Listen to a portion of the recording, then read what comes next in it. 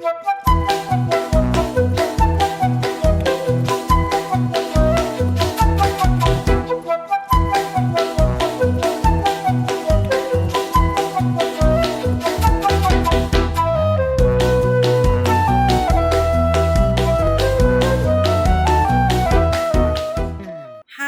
Hello, ಮತ್ತೊಮ್ಮೆ ಸ್ವಾಗತ ಬೆಳಿಗುಂಡೂಸ್ ಕಿಚನ್ಗೆ. ಇವತ್ತು ನಾನು ಹಲಸಿನಕಾಯಿ ಹುಳಿ ಮಾಡ್ತಾ ಇದ್ದೀನಿ. ಇದನ್ನ ಬೇಳೆ ಹಾಕಿ ಕೂಡ ಮಾಡ್ಬೋದು, ಹಾಗೆ ರುಬ್ಬ ಹಾಕಿ ಕೂಡ ಮಾಡ್ಬೋದು, ಕೂಟು ಅಂತಾರೆ. ಸೊ ನಾನಿವತ್ತು ಒಂದು ಸ್ವಲ್ಪ ಬೇಳೆ ಹಾಕಿ ಮಾಡ್ತಾ ಇದ್ದೀನಿ. ಬನ್ನಿ ಏನೇನು ಬೇಕು ಅಂತ ನೋಡೋಣ. ಮೊದಲಿಗೆ ನಾನೊಂದು ಪಾತ್ರೆಗೆ ಒಂದು ಸ್ವಲ್ಪ ಎಣ್ಣೆ ಹಾಕೊಂಡು 1-2 ಸ್ಪೂನಷ್ಟು ಎಣ್ಣೆ ಹಾಕಿ ಅದಕ್ಕೊಂದು ಚಿಟಿಕೆ ಅರಿಶಿನ ಹಾಕಿ ಒಂದು ಸೈಡಲ್ಲಿ ಇಟ್ಕೊತೀನಿ. ಈಗ ಇದಕ್ಕೆ ಹಲಸಿನಕಾಯಿನ ಹೆಚ್ಚಿ ಅದಕ್ಕೆ ಹಾಕೊಳ್ಳೋಣ. ಚಾಕುಗೆ ಎಣ್ಣೆ ಹಚ್ಚೋದು ಮರಿಬೇಡಿ, ಇಲ್ಲಾಂದರೆ ಅಂಟಂಟಾಗತ್ತೆ, ಕಟ್ ಮಾಡೋದು ತುಂಬ ಕಷ್ಟ ಆಗುತ್ತೆ. ಸೊ ಸ್ವಲ್ಪ ಎಣ್ಣೆ ಹಚ್ಕೊಂಡ್ಬಿಟ್ಟು ಈ ಥರ ಕಟ್ ಮಾಡ್ಕೊಳ್ಳಿ. ಕಟ್ ಮಾಡಿದಾಗ ನೋಡಿ ಮಧ್ಯದಲ್ಲಿ ಹಾಲು ಸೋರ್ತಾ ಇರುತ್ತೆ, ಅದು ಫ್ರೆಶ್ನೆಸ್ ತೋರಿಸುತ್ತೆ ನಮಗೆ ಎಷ್ಟು ಫ್ರೆಶ್ ಆಗಿದೆ ಅದು ಕಾಯಿ ಅಂತ. ನೋಡಿ ಕಟ್ ಮಾಡಿದ ತಕ್ಷಣ ಹಾಲು ಸೋರ್ತಾ ಇರುತ್ತೆ. ಅದೊಂದು ಕಷ್ಟ ಏನಿಲ್ಲ. ಒಂದು ಪೇಪರ್ ತೊಗೊಂಡು ನೀಟಾಗೆ ಒರೆಸ್ಕೊಂಡ್ಬಿಡಿ. ಅದನ್ನು ಒರೆಸ್ಕೊಂಡ್ಬಿಟ್ಟು ಒಂದು ಚಿಟಿಕೆ ಎಣ್ಣೆ ಹಚ್ಚಿಟ್ಬಿಡಿ. ನಾವು ಕುಕ್ಕಿಂಗ್ ಆಯಿಲ್ ಏನು ಯೂಸ್ ಮಾಡ್ತೀವಿ ಅದೇ ಆಯಿಲೇ ಸ್ವಲ್ಪ ಹಚ್ಚಿಟ್ಬಿಟ್ರೆ ಅದು ಮತ್ತೆ ಅದು ಹಾಲು ಬರೋದಿಲ್ಲ. ಸೊ ಹೆಚ್ಚೋದಕ್ಕೂ ಈಸಿ ಆಗುತ್ತೆ. ನೋಡಿ ಆ ಥರ ಹಚ್ಚಿಟ್ಬಿಡಿ. ನನಗೆ ನಮ್ಮನೆಗೆ ಒಂದು ಅರ್ಧ ಕಾಯಿ ಯೂಸ್ ಮಾಡಿದ್ರೆ ಸಾಕು, ನಂಗೆ ಫುಲ್ಲು ಬೇಡ, ನಾನು ಮತ್ತೊಂದು ಸತಿ ಮಾಡ್ಕೊತೀನಿ. ಸೊ ಹಾಗಾಗಿ ಒಂದು ಅರ್ಧ ಕಾಯಿ ನಂಗೆ ಸಾಕು. ಈ ಅರ್ಧ ಕಾಯಿನ ಮಾತ್ರ ನಾನು ಯೂಸ್ ಮಾಡ್ತೀನಿ, ಇನ್ನೊಂದು ಅರ್ಧ ಕಾಯಿ ಎತ್ತಿಟ್ಬಿಡ್ತೀನಿ. ನೋಡಿ ಈ ಥರ ಎಣ್ಣೆ ಹಚ್ಬಿಟ್ಟು ಇಟ್ಬಿಡಿ. ನೋಡಿ ನೀಟಾಗಿ ಇವಾಗೇನು ಹಾಲು ಬರ್ತಾ ಇಲ್ಲ ಇದರಲ್ಲಿ ಅಲ್ವಾ. ಸೊ ಹೀಗೆ ಇಟ್ಕೊಂಡ್ಬಿಡಿ ಇದನ್ನು ಸೈಡ್ಗೆ. ಇದನ್ನು ಕಟ್ಟೆಲ್ಲ ಮಾಡಿ ನಾನು ಸ್ಟೋರ್ ಮಾಡ್ತೀನಿ ಅಂತ ಮಾಡಬೇಡಿ, ಅದು ಕಪ್ಪಾಗಿ ಹೋಗುತ್ತೆ. ಆ ಥರ ಸ್ಟೋರೆಲ್ಲ ಮಾಡಬಾರ್ದು. ನೋಡಿ ಹೆಚ್ಚೋದು ಕಷ್ಟ ಏನಿಲ್ಲ, ನೀಟಾಗೆ ಚಾಕುನಲ್ಲೇ ಹೆಚ್ಕೊಂಡ್ಬಿಡ್ಬೋದು. ಮೊದಲಿಗೆಲ್ಲ ಈಳ್ಗೆ ಮನೆಯಲ್ಲಿ ಹೆಚ್ಕೊಳ್ಳೋರು, ಇವಾಗ ನಾನು ಚಾಕುನಲ್ಲೇ ಅಭ್ಯಾಸ ಆಗೋಗಿದೆ, ನಾನು ಚಾಕುನಲ್ಲೇ ಹೆಚ್ಕೊತೀನಿ. ಈ ಸೆಂಟ್ರ್ ಪೋರ್ಷನ್ಗೂ ಕೂಡ ಒಂದು ಸ್ವಲ್ಪ ಆಯಿಲ್ ಹಾಕಿ ಚೆನ್ನಾಗಿ ಒರೆಸ್ಬಿಟ್ಟು ಇಟ್ಕೊಳ್ಳಿ. ನಮಗೆ ಕಟ್ ಮಾಡೋದಕ್ಕೆ ತುಂಬ ಈಸಿ ಅಂತ ಫೀಲ್ ಆಗುತ್ತೆ, ಇಲ್ಲಾಂದರೆ ಕೈಗೆಲ್ಲ ಮೆತ್ಕೋತಾ ಇರುತ್ತೆ ಅನಿಸುತ್ತೆ. ನೋಡಿ ಈಗ ಒಂಚೂರು ಕೈಗೆ ಮೆತ್ಕೊಂಡಿಲ್ಲ. ಈಗ ಏನು ಹಾಫ್ ಮಾಡಿದ್ವಿ ಅದರಲ್ಲಿ ನಾನು ಸಣ್ಣ ಉದ್ದದ್ದಕ್ಕೆ ಸಣ್ಣದಾಗೆ ಹೆಚ್ಚಿಟ್ಕೊತೀನಿ, ಅದು ಕಟ್ ಮಾಡೋದು ಈಸಿ ಆಗುತ್ತೆ ಅಂತ. ಇದೇನು ಕಷ್ಟ ಇಲ್ಲ, ಎಳೆದಾಗಿದೆ, ಕಟ್ ಮಾಡೋದು ಏನೂ ಕಷ್ಟ ಇಲ್ಲ, ನೀಟಾಗಿ ಕಟ್ ಮಾಡ್ಬೋದು. ನಮಗೆ ಈ ಸೆಂಟ್ರ್ ಪೋರ್ಷನ್ ಬೇಡ, ಈ ಹಾಲು ಸೋರ್ತಾ ಇತ್ತಲ್ಲ ಆ ಪೋರ್ಷನ್ನಲ್ಲಿ ನಾವು ಯೂಸ್ ಮಾಡಲ್ಲ, ಅದನ್ನು ನಾವು ತೆಗೆದು ಹಾಕ್ಬಿಡ್ಬೋದು. ಹೆಚ್ಚಬೇಕಾದ್ರೆ ಹುಷಾರು, ಕೈಗೆ ಕುಟ್ಕೋಬೇಡಿ, ನೀಟಾಗೆ ಕಟ್ ಮಾಡ್ಕೊಳ್ಳಿ, ನಿಧಾನಕ್ಕೆ ಕಟ್ ಮಾಡ್ಕೊಳ್ಳಿ. ಸೆಂಟ್ರ್ ಪೋರ್ಷನ್ ಬೇಡ, ಮತ್ತು ಆ ಕಡೆಗೆ ಮುಳ್ಳೆಲ್ಲ ಇರುತ್ತಲ್ಲ ಆ ಪೋರ್ಷನ್ನು ಬೇಡ. ಇದನ್ನು ಸಣ್ಣದಾಗಿ ಹಿಂಗೆ ಕಟ್ ಮಾಡ್ಕೊಂಡ್ಬಿಟ್ಟು ಹಿಂದ್ಗಡೆ ಪೋರ್ಷನ್ನ ಹಿಂಗೆ ಕಟ್ ಮಾಡಿದ್ರೆ ಕಟ್ಟಾಗೋಗುತ್ತೆ. ನೋಡಿ ಹಂಗೆ ಕಟ್ ಮಾಡಿದ್ರೆ ಸಾಕು, ಅದು ಕಟ್ಟಾಗೋಗುತ್ತೆ. ಸೊ ಕಟಿಂಗ್ ಕಷ್ಟ ಏನಿಲ್ಲ, ಈಸಿಯಾಗಿ ಮಾಡ್ಬೋದು. ನಾವು ಈ ಹಲಸಿನಕಾಯಿ ಮೊನ್ನೆ ರೀಸೆಂಟಾಗೆ ಬೇಜಾರಾಗ್ತಿದೆ ಬೆಂಗಳೂರು ವೆದರು ಅಂತ ಹೇಳ್ಬಿಟ್ಟು ಕುದುರೆಮುಖದ ಹತ್ರ ಹೋಗಿದ್ವಿ. ಕುದುರೆಮುಖದ ಹತ್ರ ಒಂದು ಹೋಮ್ ಸ್ಟೇ ಇದೆ, ಅದು ಬಂದು ಕೆಂಗನಕೊಂಡ ಅಂತಂದ್ಬಿಟ್ಟು ಒಂದು ಪ್ಲೇಸು. ಫುಲ್ ಸುತ್ತಮುತ್ತ ಫುಲ್ ಕಾಡು, ಆದರೆ ಈ ಮನೆ ಒಂದೇ ಒಂದು ಸೆಂಟರಲ್ಲಿದೆ. ಎಷ್ಟು ಪ್ರಶಾಂತವಾಗಿದೆ ಅಂದರೆ ಸಖತ್ತಾಗಿದೆ. ಮತ್ತು ಅದು ಬ್ರಾಹ್ಮಿನ್ನೇ ಇದು ಮಾಡ್ತಾ ಇರೋದು, ಮೇಂಟೈನ್ ಮಾಡ್ತಿರೋದು. ಒಂದು ಫ್ಯಾಮಿಲಿ ಇದ್ದಾರೆ ಬ್ರಾಹ್ಮಿನ್ ಕೆಳಗಡೆಗೆ, ಒಂದು 60 ಜನದವರೆಗೂ ಅವರು ಅಕಾಮಿಡೇಟ್ ಮಾಡ್ಬೋದು ಅಂದಿದ್ರು. ಸೊ ನಾವೊಂದು 10 ಜನ ಹೋಗಿದ್ವಿ. ತುಂಬಾ ಚೆನ್ನಾಗಿದೆ ಅನ್ನಿಸ್ತು. ಅವರೇ ಫುಡ್ ಕೂಡ ಅರೇಂಜ್ ಮಾಡ್ತಾರೆ, ಅವ್ರ ಮನೆಯಲ್ಲಿ ಮಾಡ್ಕೊಂಡಿರೋ ಫುಡ್ಡೇನೆ ಕೂಡ ನಮಗೂ ಊಟಕ್ಕೆ ಹಾಕ್ಕೊಡ್ತಾರೆ. ನಮಗೂ ಮಾಡ್ಕೊಂಡು ಸಾಕಾಗಿರುತ್ತಪ್ಪ, ಬ್ರೇಕ್ ಬೇಕು ನಮಗೊಂದು, ಈ ಸಿಟಿ ಲೈಫಿಂದ ದೂರ ಇರಬೇಕು, ಯಾರಾದರೂ ಒಂಚೂರು ಅಡುಗೆ ಮಾಡಿ ಹಾಕಬೇಕು, ನಾನು ಕೂತ್ಕೊಂಡು ತಿಂತೀನಿ, ಆರಾಮಾಗಿರ್ತೀನಿ, ಲೈಫ್ನ ಆರಾಮಾಗಿ ಸ್ಪೆಂಡ್ ಮಾಡ್ತೀನಿ ಅನ್ನೋರು ಖಂಡಿತ ವಿಸಿಟ್ ಮಾಡೋ ಅಂಥ ಪ್ಲೇಸ್ ಅದು. ನೋಡಿ ಈ ಥರ ಯಾವುದು ಕಪ್ಪಾಗೋದಿಲ್ಲ, ಈ ಥರ ಎಣ್ಣೆ ಇದು ಎಲ್ಲ ಹಾಕಿಟ್ಟ ಮೇಲೆ ಅದು ಹೀಗೆ ಇರುತ್ತೆ. ಕಾಯಿ ಚಿಕ್ಕದಾಗೆ ಹೆಚ್ಕೋಬೋದು. ಸೊ ಅವರು ಅಲ್ಲಿ ಕಾಫಿ, ಆಮೇಲೆ ಹಲಸಿನ ಹಣ್ಣು, ಮಾವಿನ ಹಣ್ಣು, ಮತ್ತು ಅವ್ರದ್ದೇ ಇವನ್ ಏನು ಗೊತ್ತಾ, ಅವ್ರದ್ದು ಕರೆಂಟ್ ಕೂಡ ಅವರೇ ಜನ್ರೇಟ್ ಮಾಡ್ತಾರೆ ಅಲ್ಲಿ. ಅಷ್ಟು ಚೆನ್ನಾಗಿದೆ, ವಾಟರು ಕರೆಂಟ್ ಸಕ್ಕತ್ತಾಗಿದೆ. ಒಂಥರ ಪ್ಲೇಸ್ ನೋಡ್ಬಿಟ್ರೆ ಇಷ್ಟು ಚೆನ್ನಾಗಿದೆಯಾ, ಎಷ್ಟು ಚೆನ್ನಾಗಿದೆ ಲೈಫ್ ಸ್ಪೆಂಡ್ ಮಾಡೋಕ್ಕೆ ಇಂಥ ಜಾಗದಲ್ಲಿ ಅನ್ನೋ ಫೀಲ್ ಬರುತ್ತೆ. ಎಷ್ಟು ಫ್ರೆಶ್ನೆಸ್ ಇದೆ ಅಂತ. ರಾತ್ರಿ ಆಯಿತು ಅಂದರೆ ಕಾಡ್ಗತ್ಲೆ ಫುಲ್ ಕತ್ಲೆ ಇರುತ್ತೆ. ಆ ಪಕ್ಷಿಗಳ ಸೌಂಡು, ಆ ಇನ್ಸೆಕ್ಟ್ಸ್ದು ಕ್ಲೀನ್ ಅಂತಿರೋ ಸೌಂಡು, ನಮ್ಗಲ್ಲಿ ಇದ್ದಿದ್ದು ಎಷ್ಟು ಖುಷಿ ಕೊಡ್ತು. ನಾವು ಎರಡು ನೈಟ್ ಇದ್ವಿ ಅಲ್ಲಿ. ಒಂದು 60 ಜನದಷ್ಟು ಅಕಾಮಿಡೇಟ್ ಮಾಡ್ಬೋದು ಅಂದರು. ಟೆಂಟ್ ಹಾಕ್ಕೊಡ್ತಾರಂತೆ, ಬೇಕಿದ್ರೆ ಕ್ಯಾಂಪ್ ಫೈರ್ ಹಂಗೆ ಹಾಕ್ಕೊಡ್ತಾರೆ. ತುಂಬಾ ಚೆನ್ನಾಗಿರುತ್ತೆ. ಒಂದ್ಸತಿ ವಿಸಿಟ್ ಮಾಡಿ. ನಿಮಗೆ ವಿಸಿಟ್ ಮಾಡಬೇಕು, ನಾನು ಹೋಗಬೇಕು ಅಂತಂದರೆ ಕಮೆಂಟ್ ಬಾಕ್ಸಲ್ಲಿ ನನಗೆ ಹಾಕಿ, ನಾನು ಅವ್ರದ್ದು ನಂಬರು ಅಡ್ರೆಸ್ಸು ಎಲ್ಲ ಶೇರ್ ಮಾಡ್ತೀನಿ. ಹೋಗಿ ಬನ್ನಿ, ತುಂಬಾ ಚೆನ್ನಾಗಿ ಒಂಥರ ನಮಗೆ ಹೋಮ್ಲಿ ಫೀಲ್ ಬರುತ್ತೆ. ನಮ್ಮನೆ ಯಾರೋ ನೆಂಟ್ರ ಮನೆಗೆ ಹೋಗಿದ್ದೀವಿ, ಅವ್ರ ಮನೇಲಿ ಇದ್ದೀವಿ ಅನ್ನೋ ಫೀಲ್ ಬರುತ್ತೆ. 2 ಹೊತ್ತು ಊಟ, 1 ಹೊತ್ತು ಬ್ರೇಕ್ಫಾಸ್ಟು, ಮತ್ತು ಸಾಯಂಕಾಲ ತಿನ್ನೋದಕ್ಕೆ ಸ್ನ್ಯಾಕ್ಸು ಸಕ್ಕತ್ತಾಗಿರುತ್ತೆ. ಆ್ಯಂಡ್ ಅವರು ಕೂಡ ನಮ್ಮಲ್ಲಿ ಒಬ್ಬರು ಅನ್ನೋ ಥರ ಅವರು ಕೂಡ ಬಿಹೇವ್ ಮಾಡ್ತಾ ಇರ್ತಾರೆ. ತುಂಬಾ ಚೆನ್ನಾಗಿರುತ್ತೆ. ಒಂದು ಸತಿ ವಿಸಿಟ್ ಮಾಡಿ, ಮಿಸ್ ಮಾಡ್ದಂಗೆ ಹೋಗಿ ಅಲ್ಲಿಗೆ. ಅಡ್ರೆಸ್ ಬೇಕು ಅಂದರೆ ನಂಗೆ ಕಮೆಂಟ್ ಮಾಡಿ, ನೀವು ಯಾವ ಊರಲ್ಲಿದ್ದೀರಾ ಅಂತ ಹೇಳಿ, ನಾನು ಅಡ್ರೆಸ್ ಕಳಿಸ್ತೀನಿ ನಿಮಗೆ. ಸೊ ಹೋಗ್ಬಿಟ್ಟು ಬನ್ನಿ ಒಂದ್ಸತಿ, ತುಂಬಾ ಚೆನ್ನಾಗಿರುತ್ತೆ. ನೋಡಿ, ಈ ಥರ ಸಣ್ಣದಾಗೆ ಹೆಚ್ಕೋಬೇಕು. ಯೂಶ್ವಲಿ ನಾವು ದಪ್ಪನಾಗೆ ಹೆಚ್ಚಿ ಮಾಡ್ತಾರೆ, ನನಗೆ ಸಣ್ಣದಾಗೆ ಇಷ್ಟ. ಸೊ ಸಣ್ಣದಾಗೆ ಹೆಚ್ಕೊತೀನಿ. ಈಗ ನೋಡಿ, ಎಲ್ಲ ಹೆಚ್ಕೊಂಡಿದ್ದು ನಂದು ಮುಗೀತು. ನಾನು ಇಷ್ಟಿಷ್ಟೇ ದಪ್ಪ ಹಾಕೋದು. ತುಂಬ ದಪ್ಪ ಹೆಚ್ಚಿದ್ರೆ ನನಗಿಷ್ಟ ಆಗಲ್ಲ. ಸೊ ನಾನು ಇಷ್ಟಿಷ್ಟೇ ದಪ್ಪ ಹಚ್ಚೋದು. ಬೇಕು ಅಂದರೆ ಅದು ಒಳಗಡೆ ಇರೋ ನಾರು ಕೂಡ ತೆಗಿಬೋದು, ನಾನು ತೆಗಿಯೋದಿಲ್ಲ. ಇದು ಎಳೆದಾಗೂ ಕೂಡ ಇದೆ. ಈಗ ಈ ಮಿಕ್ಕಿರೋದಿದೆಯಲ್ಲ, ಈ ಮಿಕ್ಕಿರೋದಕ್ಕೆ ನಾನೇನು ಮಾಡ್ತೀನಿ, ಸ್ವಲ್ಪ ಈ ಕ್ಲಿಂಗ್ ಶೀಟ್ ಅಂತ ಇದೆಯಲ್ಲ, ಇದನ್ನು ಸುತ್ತಬಿಟ್ಟು ಇಟ್ಬಿಡ್ತೀನಿ. ಸೊ ಈ ಥರ ಇಟ್ಕೊಂಡ್ರೆ ನಿಮ್ಗೊಂದು 15-20 ದಿನ ಏನೂ ಆಗಲ್ಲ. ಅಂದರೆ ಫ್ರಿಜ್ಜಲ್ಲಿ ಇಡಬೇಕು, ಹೊರಗಡೆಗಲ್ಲ, ಫ್ರಿಜ್ಜಲ್ಲಿ ಇಡಬೇಕು. ಓಪನಾಗಿ ಹಾಗೆ ಇಟ್ಟರೆ ಕಪ್ಪಾಗತ್ತೆ. ಕವರಲ್ಲಿ ಹಾಕಿಟ್ರೂ ಕೂಡ ನೀರು ಬಿಟ್ಟು ಕೊಳ್ತಂಗೆ ಆಗೋಗುತ್ತೆ. ಈ ಥರ ಹಾಕಿಟ್ರೆ ಖಂಡಿತ ಏನೂ ಆಗೋದಿಲ್ಲ. ನಾನು ಇನ್ನೊಂದು 15 ದಿನ ಬಿಟ್ಟು ಇದನ್ನು ಯೂಸ್ ಮಾಡ್ತೀನಿ. ಇನ್ನೊಂದು ವಾರ 15 ದಿನ ಬಿಟ್ಟು ಮತ್ತೊಂದು ಸತಿ ಮಾಡ್ತೀನಿ ಇದನ್ನ. ಈಗ ನನಗೆ ಅರ್ಧ ಕಾಯಿ ಸಾಕು. ಸೊ ಈಗ ನೋಡಿ, ನಾನೊಂದು 1/4 ಪಾವಷ್ಟು ಬೇಳೆ ತೊಗೊಂಡಿದ್ದೀನಿ, ತೊಗರಿಬೇಳೆ.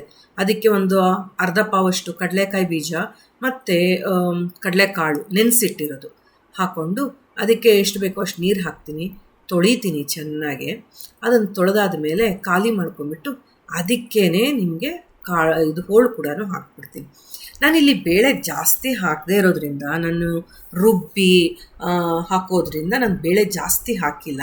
ಆ್ಯಂಡ್ ಬೇಳೆ ಜಾಸ್ತಿ ಹಾಕದೇ ಇರೋದ್ರಿಂದ ನಾನು ಕಡ್ಗೋಲಿಂದ ಕಡಿಬೇಕು ಬೇಳೆನ, ಆವಾಗ ಹೋಳೆಲ್ಲ ಕಡ್ದೋಗುತ್ತೆ ಅನ್ನೋಂಥ ಯೋಚನೆ ಇಲ್ಲ. ಸೊ ಸ್ವಲ್ಪನೇ ಹಾಕಿರೋದ್ರಿಂದ ಸಾಕು, ಪರವಾಗಿಲ್ಲ, ಹಾಗೆ ಮೇಂಟೈನ್ ಆಗುತ್ತೆ, ಮಾಡ್ಬೋದು. ಸೊ ಇದಿಷ್ಟು ಹಾಕ್ಕೊಂಡ್ಬಿಟ್ಟು ಇದಕ್ಕೆ ಎಷ್ಟು ಬೇಕೋ ಅಷ್ಟು ನೀರು ಹಾಕ್ಕೊಳ್ಳಿ. ಒಂದು ಸ್ವಲ್ಪ ಅರಿಶಿನನೂ ಹಾಕ್ಕೊಳ್ಳಿ. ಅರಿಶಿನ ಹಾಕ್ಕೊಂಡು ನಿಮಗೆ ಎಷ್ಟು ಬೇಕೋ ಅಷ್ಟು ನೀರನ್ನು ಹಾಕ್ಕೊಳ್ಳಿ. ಅಂದರೆ ಒಂದು ಸ್ವಲ್ಪ ತರಕಾರಿ ಹತ್ತಿರ ಮೇಲ್ಗಡೆವರೆಗೂ ಬರೋಷ್ಟು ನೀರು ಹಾಕ್ಕೊಳ್ಳಿ. ಆಮೇಲೆ ನಾವು ಹುಳಿಗೆ ಕನ್ಸಿಸ್ಟೆನ್ಸಿ ನೋಡಿಕೊಂಡು ನಾವು ಅದನ್ನು ಅಡ್ಜಸ್ಟ್ ಮಾಡೋಣ. ಇದು ಕುಕ್ಕರ್ ಒಂದು 3 ಸತಿ ಕೂದಲಿ. ಅಷ್ಟರೊಳಗೆ ನಾವು ಮಸಾಲೆ ಮಾಡ್ಕೋಬೇಕಲ್ಲ, ಮಾಡ್ಕೊಂಬಿಡೋಣ. ಹಾಕ್ತೀನಿ ಇನ್ನಲ್ಲ. ಅದಕ್ಕೆ ನಾನಿಲ್ಲಿ ಏನೇ ತೊಗೊಂಡಿದ್ರು ಅದೆಲ್ಲ 1 ಸ್ಪೂನಷ್ಟು ತೊಗೊಂಡಿದ್ದೀನಿ. ಈಗ ಕಡಲೆಬೇಳೆ ಹಾಕಿ 1-2 ಸ್ಪೂನ್, 1-1.5-2 ಸ್ಪೂನಷ್ಟು ಎಣ್ಣೆ ಹಾಕಿ ಚೆನ್ನಾಗಿ ಇದನ್ನು ಕೆಂಪಗಾಗುವ ಹಾಗೆ ಫ್ರೈ ಮಾಡಿ. ಎಣ್ಣೆ ಹಾಕೋ ಉದ್ದೇಶ ಏನಂದರೆ ಸ್ವಲ್ಪ ಬೇಗನೆ ಅದು ಕೆಂಪಾಗ್ಬಿಡುತ್ತೆ ಅನ್ನೋದಕ್ಕೋಸ್ಕರ ಒಂದು ಸ್ವಲ್ಪ ಎಣ್ಣೆ ಹಾಕ್ಕೋತೀನಿ. ಇದು 3/4 ಭಾಗ ಆಗ್ತಿದೆ ಅಂದಾಗ ಉದ್ದಿನ ಬೇಳೆನೂ ಕೂಡ ಹಾಕಿ ಅದು ಅಷ್ಟೇ ಸ್ವಲ್ಪ ಚೆನ್ನಾಗಿ ಫ್ರೈ ಮಾಡ್ಕೊಳ್ಳಿ, ಕೆಂಪಗಾಗಲಿ. ಇಲ್ಲಾಂದರೆ ಹಸಿ ವಾಸನೆ ಬರುತ್ತೆ. ಕಡಲೆಬೇಳೆ ಉದ್ದಿನಬೇಳೆ ಎಲ್ಲ ಒಂಥರ ಸ್ಮೆಲ್ ಇರುತ್ತಲ್ಲ, ಆ ಸ್ಮೆಲ್ ಬಂದ್ಬಿಡುತ್ತೆ. ಅದು ಬರಬಾರ್ದು.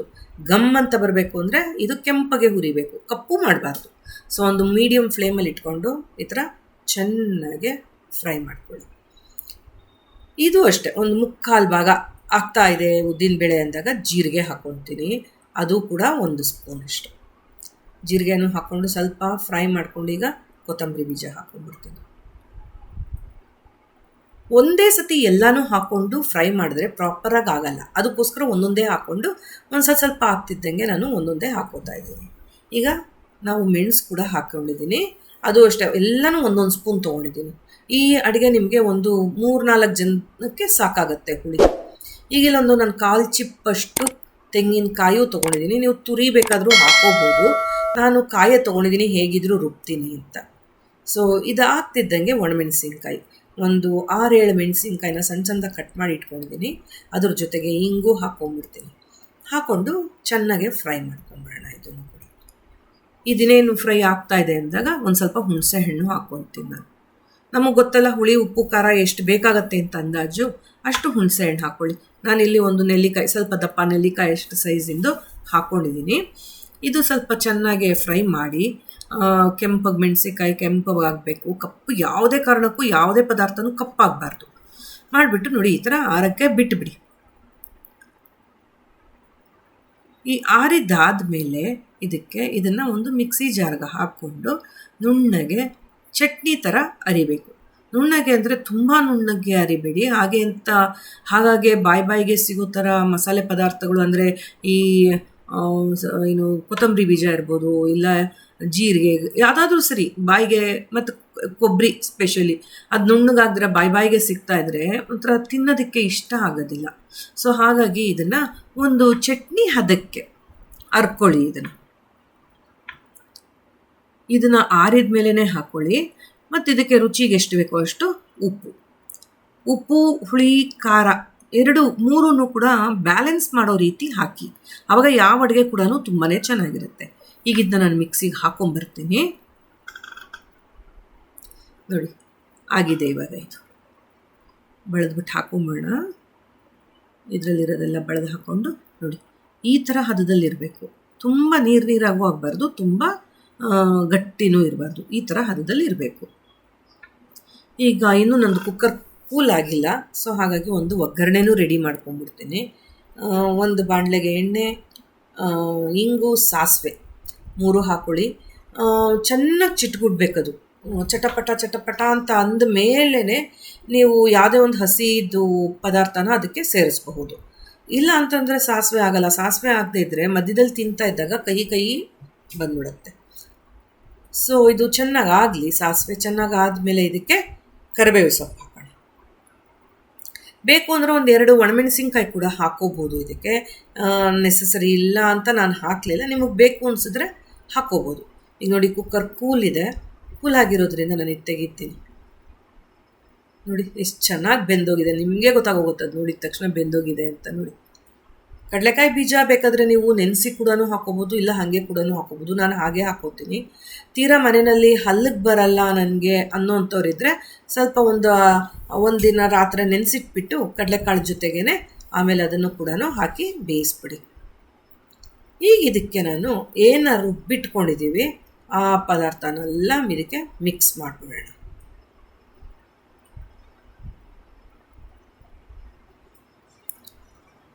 ನೋಡಿ ಈ ಥರ ಮಿಕ್ಸ್ ಮಾಡ್ಕೊಂಬಿಡಿ. ಚೆನ್ನಾಗೆ ನುಣ್ಣಗಾಗಿದೆ. ಸೊ ಇದನ್ನು ಮಿಕ್ಸ್ ಮಾಡ್ಕೊಳ್ಳಿ. ಈಗ ಒಂದು ಸ್ವಲ್ಪ ನೀರು ಹಾಕ್ಕೊಳ್ಳಿ. ನೀರು ಹಾಕ್ಕೊಂಬಿಟ್ಟು ಅದೆಲ್ಲ ಏನಿದೆ ಅದನ್ನೆಲ್ಲ ಶೇಕ್ ಮಾಡಿ ಮುಚ್ಚಳದಲ್ಲಿರೋದು ಇದನ್ನಲ್ಲಿರೋದೆಲ್ಲ ತೊಗೊಂಡು ಇದಕ್ಕೆ ಹಾಕ್ಬಿಡೋಣ. ಇವಾಗ ಯಾಕೆ ವೇಸ್ಟ್ ಮಾಡೋದಲ್ಲ. ಸೊ ಹಾಕ್ಕೊಂಬಿಟ್ಟು ಇದು ಕುದ್ದ ಮೇಲೆ ಒಗ್ಗರಣೆ ಹಾಕಿ. ಸ್ವಲ್ಪ ಜೋರು ಉರಿ ಮಾಡ್ಕೊಳ್ಳಿ. ಇದು ಕುದ್ದ ಮೇಲೆ ನೀವು ಒಗ್ಗರಣೆ ಹಾಕಿ. ಈಗಲೇ ಹಾಕಬೇಡಿ. ಸಾಸಿವೆದು ಕ್ರಿಸ್ಪಿನೆಸ್ ಇರುತ್ತಲ್ಲ ಅದು ಹಾಗೇ ಇರಬೇಕು. ಫ್ರೆಶ್ ಆಗಿರಬೇಕು ಸಾಸಿವೆ ಕ್ರಿಸ್ಪಿ. ಆವಾಗ ಚೆನ್ನಾಗಿರುತ್ತೆ. ಈಗ ನೋಡಿ ಚೆನ್ನಾಗಿ ಕುದೀತಾ ಇದೆ. ನಾನು ಇದಕ್ಕೆ ಒಗ್ಗರಣೆ ಮಿಕ್ಸ್ ಮಾಡ್ಕೊಂಡ್ಬಿಡ್ತೀನಿ. ವಾವ್ ನೋಡಿ ಹೆಂಗಿದೆ ಇವಾಗ ಹುಳಿ. ಇಷ್ಟು ಗಮ್ಮಂತ ಸ್ಮೆಲ್ ಬರ್ತಾ ಇದೆ ಗೊತ್ತಾ. ಈ ಹುಳಿ ಹೇಗೆ ಅಂದರೆ ನೀವು ಬಿಸಿ ಬಿಸಿ ಇದ್ದಾಗ ಒಂದು ತಟ್ಟೆಗೆ ಒಂದು ಸ್ವಲ್ಪ ತುಪ್ಪ ಹಾಕ್ಕೊಂಡು ಬಿಸಿ ಅನ್ನ ಹುಳಿ ಹಾಕ್ಕೊಂಡು ವಾವ್ ತಿಂದರೆ ಸೂಪರ್. ಅದು ಬಿಟ್ಟರೆ ಇದು ತಣ್ಣಗಾದ್ಮೇಲೂ ಚೆನ್ನಾಗಿರುತ್ತೆ.